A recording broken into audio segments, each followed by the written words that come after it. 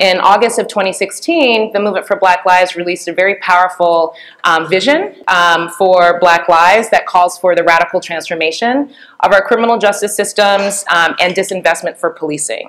And I just want to sort of just offer some of the demands that the movement has offered for us to think about in our policy work as we're really looking to seek to transform these systems.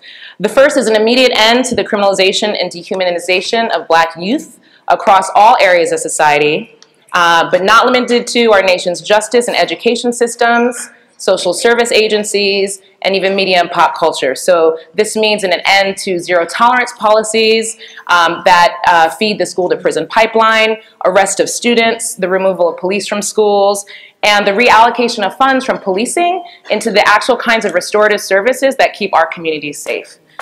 Policing, law enforcement has never kept our communities safe, right?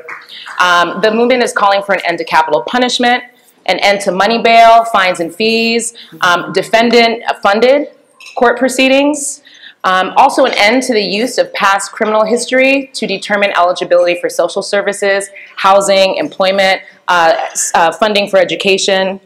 And because the movement is centering marginalized communities within Black communities, undocumented folks, queer and trans folks, the movement is calling for an end to war on immigrants, an end to all deportations, immigrant detention, ICE raids, and an end to war on Black, trans, queer, and gender nonconforming people, including the addition of these communities to anti-discrimination policies to ensure that queer, trans, gender nonconforming Black people have access to employment, health services, housing, and education.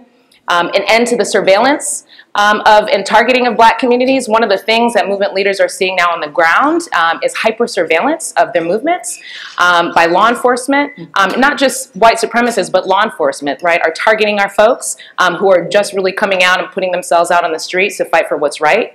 The demilitarization of law enforcement and an end to the privatization of police, prisons, jails, probation, parole, food, phones, and all other criminal justice related services. So, the vision for the movement around criminalization and policing and transforming this is, really a world where cages are no longer used to control our bodies, right? Like, we come from a legacy. We are people who were stolen from Africa, brought here in bondage, right? Who really, the basis of all of the wealth that we are moving here in philanthropy today is on the backs of stolen Black bodies and our exploited labor.